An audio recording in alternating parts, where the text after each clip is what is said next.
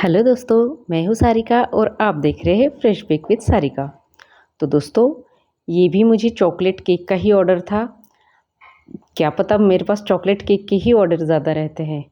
तो ये मेरे फ्रेंड के बेटे का बर्थडे था, तो उसने ने मुझे ऑर्डर दिया था। तो ये मुझे आधा केजी में बनाना था। उसके लिए मैंने 160 ग्राम प्रीमिक्स लेकर 6 इंच के केक टिन में स्पॉन्ज को बेक कर लिया।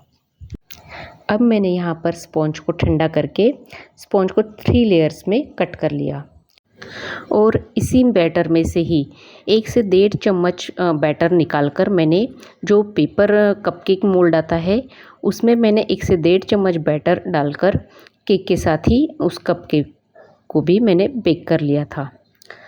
तो दोस्तों, ये किस लिए वो मैं आगे आपको बताती हूँ। तो यहाँ पर मैंने फर्स्ट लेयर रखी है और फर्स्ट लेयर को मैंने यहाँ पर चॉकलेट सिरप से सोक कर लिया है। जो मैं अपने वीडियो में हमेशा ही चॉकलेट केक को चॉकलेट सिरप से ही सोक करती हूँ।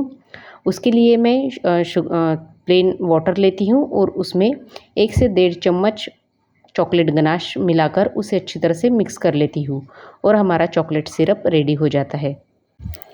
चॉकलेट शुगर सिरप से चॉकलेट स्पॉन्ज को सोक करके जो चॉकलेट केक रहता है उसका टेस्ट बहुत ही अच्छा आता है। अब मैंने यहाँ पर चॉकलेट क्रीम भी रेडी कर ली है। मैंने यहाँ पर प्लेन क्रीम में चॉकलेट गनाश मिलाकर चॉकलेट क्रीम रेडी कर ली है। तो मैं इतना चॉकलेट केक में डाल लगाती हूँ, तो इसकी वजह से केक का टेस्ट बहुत ही अच्छा आता है। इसीलिए मेरे पास चॉकलेट केक के ऑर्डर इतने सारे आते हैं और जो रिपीटेड ऑर्डर रहते हैं वो भी सारे चॉकलेट के ही रहते हैं, क्योंकि यहाँ पर मैं केक में अच्छी तरह से चॉकलेट का यूज़ करती हूँ।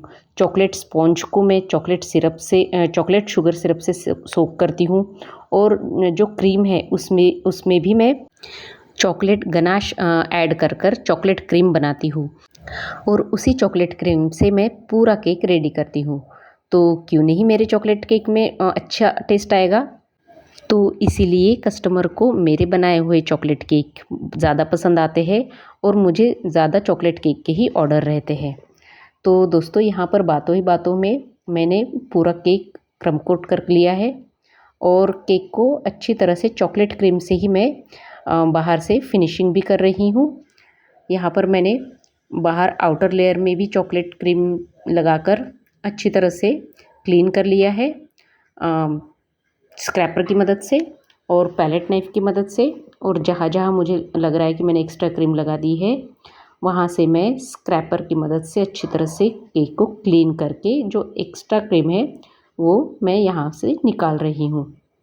और मुझे जहाँ पे लग रहा है कि केक अच्छी तरह से क्लीन नहीं हुआ है तो मैं वहाँ पे बार बार क्रीम लगा रही हूँ और स्क्रैपर की मदद से अच्छी तरह से केक को क्लीन कर रही हूँ।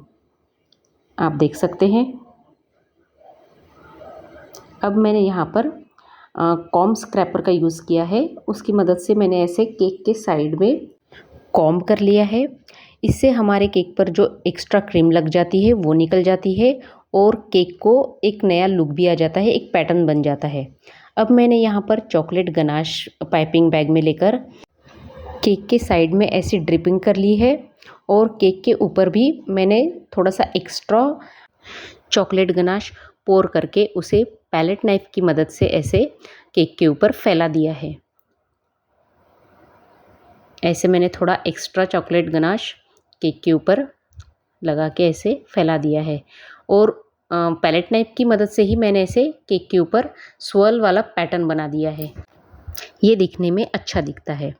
अब मैंने यहाँ पर जो कपकेक बनाया था उसे मैंने ये नोज़ल से कपकेक के सेंटर में से होल बना लिया है और उसमें मैंने ये चॉकलेट सिरप मिला दिया है, क्योंकि हमारा कपकेक खाने में मॉइस्ट लगे और सूखा सूखा सा ना लगे, इसलिए मैंने उसमें शुगर सिरप ऐड कर दिया था। अब मैं कपकेक का टेस्ट और अच्छा आए इसीलिए मैंने 1 चम्मच यहाँ पर चॉकलेट गनाश भी उसमें ऐड कर दिया और जो नोज़ल की मदद से जो पार्ट निकला था उसमें मैंने उसे लगा दिया। और अब मैंने यहाँ पर M1 नोज़ल की मदद से ऐसे एक बड़ा सा रोज़ेट बना दिया है और चॉकलेट से ऐसे जिगजैग जिगजैग पैटर्न भी बना दिया है। इससे हमारा कपकेक दिखने में अच्छा दिखेगा और खाने में तो यम्मी लगेगा ही, क्योंकि मैंने इसमें इतना ऐड किया है तो खाने में तो टेस्टी लगेगा ही। अब मैं यहाँ पर अपने केक की फाइनल डेकोरेशन कर रही हूँ। तो ये कपकेक मैंने केक के टॉप पर मैंने ऐसे लगाया था। इससे केक का लुक और भी अच्छा आएगा। हमेशा ये चॉकलेट केक तो रहता है, पर उसका डेकोरेशन भी हमें अलग अलग तरीके से करना पड़ता है। तो यहाँ पर मैंने M1 की नोज़ल से ऐसे रोजेट भी बना दिए थे और उसके ऊपर ऐसे चॉकलेट से गार्निशिंग भी लगा दी थी।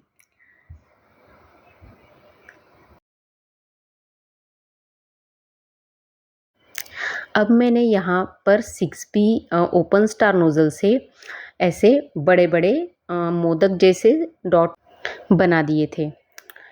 इस नोज़ल से मोदक जैसे डॉट्स बनते हैं, इसीलिए इस नोज़ल को मोदक नोज़ल भी बोला जाता है।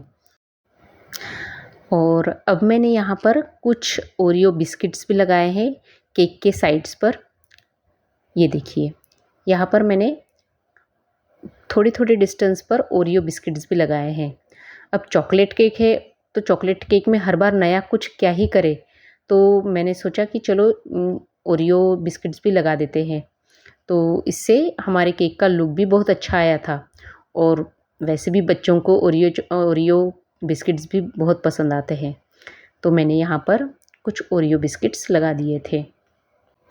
यहाँ पर मैंने एक चॉकलेट बॉल भी बनाई थी और ये जो चॉकलेट बॉल है, जो मैं केक स्पॉन्ज को कट करके जो फर्स्ट पहला वाला ऊपर वाला जो स्लाइस निकलता है, उसके ही मैंने बारीक टुकड़े करके उसमें चॉकलेट गनाश मिक्स करके उसका एक चॉकलेट बॉल बना दिया और उस पे थोड़ा सा और चॉकलेट गनाश लगा के ऐसे गोल्डन स्प्रिंकल में उसको ऐसे गोल गोल घुमा के उस पर गोल्डन स्प्रिंकल चिपका दिए और ये मैंने ऐसे केक के ऊपर लगा दिया है। आप देख सकते हैं ये चॉकलेट बॉल बहुत ही अच्छा लग रहा है और ये हम उसे खा सकते हैं। और अब मैंने यहाँ पर चॉकलेट से ही बर्थडे बॉय का नाम केक पर लिख लिया है और ये हमारे केक का फाइनल लुक है। तो दोस्तों, आपको केक कैसे लगा ये आप मुझे कमेंट करके बताइए और आपको ये वीडियो अच्छी लगी है तो आप इसे लाइक कीजिए और मेरे चैनल को सब्सक्राइब कीजिए। और दोस्तों, ये देखिए, मैंने लास्ट वीडियो में भी कहा था कि मेरा केक वेट से थोड़ा सा ज़्यादा ही होता है। तो ये देखिए, हाफ केजी का केक था और 748 ग्राम केक पूरा भरा है।